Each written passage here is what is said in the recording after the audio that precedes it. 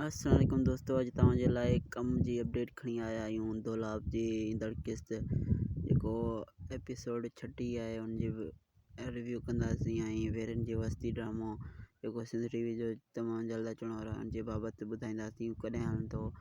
ऐं केटिन ड्रामो जेको राबिल खे पहिरीं मां अपडेट ॾेई चुको आहियां उनजी बाबति बि ॻाल्हि ॿोल कंदासीं हिन वीडियो में। त वीडियो फुल ॾिसिजो। तव्हांजे कम जे अपडेट आहे हिन वीडियो में।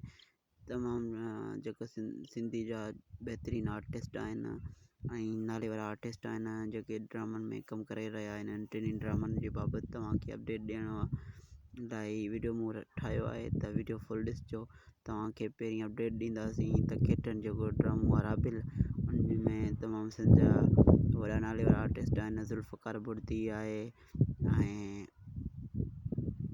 जबल आहे जेको अब्बास कुलोठाणो ऐं तमामु बहितरीनु आर्टिस्ट कमु करे रहिया आहिनि।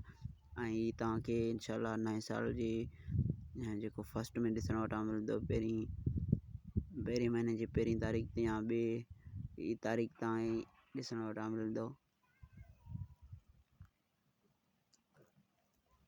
ऐं वेरनि जी वस्ती बाबति तव्हांखे ॿुधाईंदासीं त वेरनि जी वस्ती बि तमामु जल्द जी रिकॉर्डिंग हली रही आहे। बाक़ी रिकॉर्डिंग ज़ुल्फ़कार बुर्दी जी रहियल आहे, बाक़ी सभु आर्टिस्टनि जी रिकॉर्डिंग थी चुकी आहे। ई बि तव्हांखे नए साल में ॾिसण वटां मिलंदो। ऐं दोलाब जी हींअर तव्हांखे अपडेट ॾींदासीं त दोलाब तमामु ज़ोर ऐं शोर सां ॾिठो वञे पियो ऐं सिंध टीवी ते इहो ड्रामो पॉपुलर ऐं सुपरहिट हले पियो।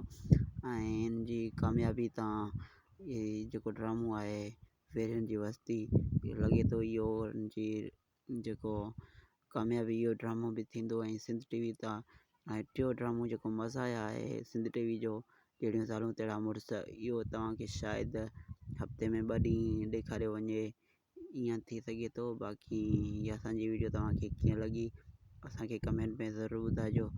जिते हुजो ख़ुशि हुजो, आबाद हुजो, सिंध सलामत, साथ सलामत, सदाईं गॾु मौलामत। वरी मिलूं था कंहिं नए वीडियो में। तेसिताईं इस्माइल बलोच खे ॾींदा इजाज़त। ख़ुदा हाफ़िज़।